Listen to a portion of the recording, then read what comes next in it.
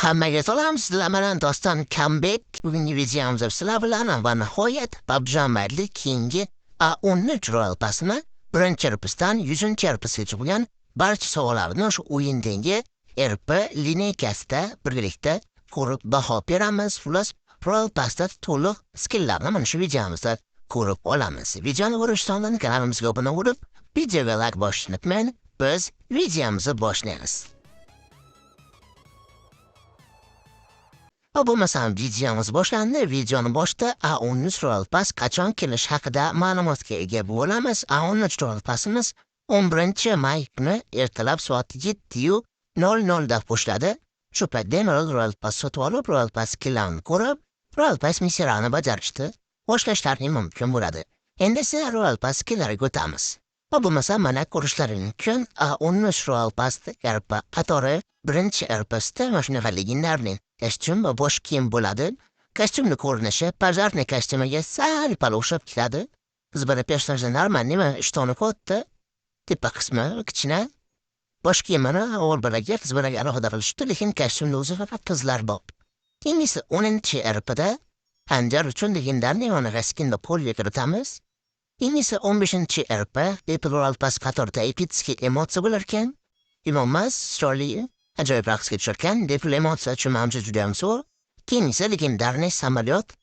Samolyotda ham Charlie qilib ishlashgan. 20 RP'da shlem uchun Charlie skin bo'ladi. Ana bu 3-levelli ko'rinishi, ana bu 1-leveli. Imommas ikkinchi levelni ham Charlie qilib ishlashgan. Mavzusiga mos, shu 1-RP'ni kostyumiga mos Charlie shlem. Keyin esa 25 RP'da parashyut uchun People Royal Pass qatoridan epitskiy skinni qo'lga kirita olamiz va 30 RP'da P90 qurol uchun legendarniy skin bo'lar ekan. Skinni ko'rinishi lekin sal pal arati har xil rang bilan tashigan. Mavzusiga mana uchun mosmas, prosta oddiy skinga o'xshab turibdi. Keyin esa Meshitskiy emotsiyada unaqa kuch topib turib, samolyotni tuzatarkanda Steve turib samolyotni uchirar ekan. Kostyumga mos bo'lmasa ham noodatiy emotsiya qilishibdi. Keyin esa 40-RP'ni Meshitskiy kostyumi avvalgi Royal Pass'imizda qizil kostyumini prosta takib olib uni Royal Pass'ga tiqib qo'yishgan. Ko'rinishi o'rtacha to'g'risi qizlar bor bir yasalgan. Bilmadim kimdir bu kostyumni olib mash o'ynadim yo'qmi, o'zi Royal Pass ko'pchilik kolleksiya uchun olyapti xolos. Mana shunaqa Meshitskiy bosh kiyim va kostyumda 40-Royal Pass'imizda qo'lga kirita olamiz ekan. Qalay, kostyum yoqdimi, yoqmadimi? Kommentariyada o'zingizni prizof qoldiring. Keyin esa sizni 50 RP'ni kuchaytiradigan quroli unda NS 2000 nomli drobovik uchun shunaqa skin qo'shiladi. Birinchi levelli ko'rinishlarni ko'rishlari mumkin. Oddiy prostoy skin. Kuchaytirgandan keyin o'zi ko'rinishi ham chiroyli bo'ladi va chiroyli kilchat qo'shisharkan mana full bo'lgandek ko'rinishi. Yo'qmas, chiroyli sapsariq tanlo rangli skin bo'ladi va kilchati ham sezilarli bilinarli darajada qilib yasashgan. Mana bu esa qurolimiz laboratoriyadagi yaqinroqdan ko'rinishi mana 1-leveli. Mana bu esa 2-leveli mana. Keyin esa o'zi mana kilchatini ko'rinishi, xullas mana shu qurolni keyingi Royal Pass'imizda 50-RP'sini qo'lga kiritamiz. Qalay, bu qurolni o'ynaydiganlar o'zi bormi, yo'qmi? Kommentariyada qilgan yozib qoldiringlar, bo'lmasam biz davom etamiz. Keyin esa 55-RP'dagi sovg'amiz Royal Pass qatoridan epitskiy emotsiya bo'lar ekan mana. Va revolver uchun bunaqa oldingi skinni qo'lga kirita olamiz. To'g'risi PUBG'da pistoletlarga skinlar uncha muhim emas, chunki CS:GO bu endi boshqa gap edi. Deyarli bu pistoletda uncha odam o'ynamaydi. 60-RP'da esa ryukzak, mana ryukzagimiz 1-levelli ko'rinishi, 2-levelli ko'rinishi mana sal paltillo va pishtirali. Mana bu esa 3-levelli ko'rinishi, yomon emas, noodatiy chiroyli takoy ryukzak. Imzohamiz esa 65-RP'da Royal Pass avatarkasi va ryukzagimiz uchun maxsus ukrasheniya. 70-RP'da esa People Royal Pass qatoridan chiroyli set qo'lga kiritamiz va pulli Royal Pass'dan unaqa UAZ tipas ochiq UAZ uchun juda ham chiroyli skinni mana akkauntimizga tushira olamiz. UAZga gap bo'lishi mumkin emas. Va nihoyat razrabochilar o'yinchilar o'ynaydigan, o'yinchilarga kerak bo'ladigan transport uchun skin qo'shibdi. O'zi ham 3 barolli mototsikl bilan bagiga qo'shib selektorga olishganda holga payt. Yeni sovg'amiz esa 80-RP'da People Royal Pass qatoridan QB uchun bunaqa epitskiy skin bo'lar ekan. QB normalniy ko'rinishi chiroyli, olishga arziydi, ancha yomon emas. Keyingisi tüpün granatası va Meshitskiy emotsiya. Meshitskiy emotsiyamizda maxsus tarelkachani olib, o'sha NSlik kimyo quroli bilan o'sha tarelkani osib tashlashgan. O'ta tez va ilg'ab bo'lmaydigan ajoyib emotsiya ekan. Keyingi sohamiz 90-RP da MK14 quroli uchun oltin rangli judayam chiroyli skinni qo'lga kiritamiz va uni ko'rishlari mumkin. MK14ga bo'lishi mumkin emas. Undan oldingi videoda ham ko'rsatgandim rasm formatli ko'rinishni. O'shanda ham ko'pchilik yoqqandi, mana hozir ham ko'rinish chiroyli manimcha, bu ham ko'pchilikka yoqsa kerak. Keyingisi va nihoyat 100-RPning Meshitskiy kostyumi.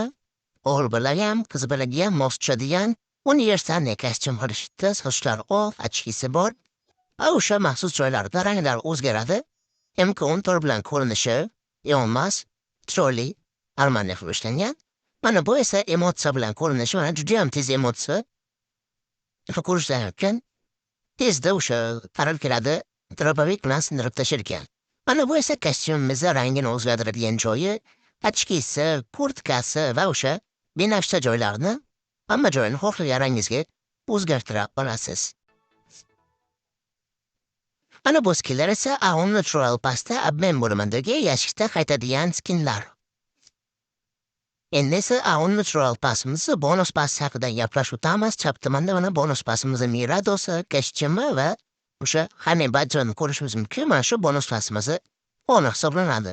Mana bu esa bonus passimizda qo'shiladigan kostyumimizni ko'rinishi. Qizlar bop kostyum juda bo'ladi, xolaslar. Mana bu versiyasini moslari bo'ladi, bunisi ham moslari bop mana. Qora serial versiyasi shunday kostyum qo'shiladi birinchi levelida va mana bunaqa Mirado shunam kuchaytiradigan skin bo'ladi, ko'rishlari mumkin. Birinchi levelda binafsha rang bo'ladi. Qo'l deganimizda o'sha push tugalinadi, bunaqa bantikchalari paydo bo'ladi. Ballonlari yonadi va bu yerda anime qizchani rasmi bor. Anime qo'shiqni hayronman, orqalarida gitarachalarni ochadigan joylar, xullas anime qizlar uchun, animeni yaxshi ko'radigan bolalar uchun mana shunaqa chiroyli pushti skinni qo'lga kirita olamiz ekan. Mana bu Honey Badger skini esa o'sha bonus faslimizda qo'shiladigan, kuchaytiradigan skin bo'ladi. Buni birinchi levelda binafsha rang Miradoga o'xshab yeni narsalar bor ekan. Ikkinchi leveldagi tutuni mana muzikalarni babichka chiqargan. Uchinchi levelda o'zi full bo'ladi. Va uni bitta bunaqa maxsus effekt bo'lib turar ekan. Yonmas full level o'sha kostyumga mos pushti yasalgan.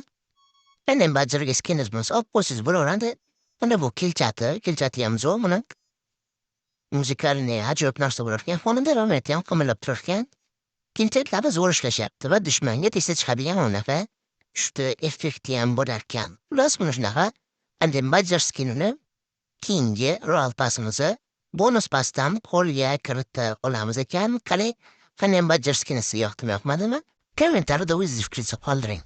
Xullas shu bilan videomiz o'z nihoyasiga yetdi. Bundan keyingi videoda keyingi sezonimizda qo'shilgan Premium Yes Ultimate ruletka ma'lumotlari va keyingi sonda qo'shiladigan ruletka skinlarini ko'rsatib o'tsam kerak. Katta ehtimol bilan erta yoki indinga videosi chiqadi. U videoda ham o'tkazib yubormaysiz degan umiddaman. Hammaga omad, doimo birinchi o'rinlarida.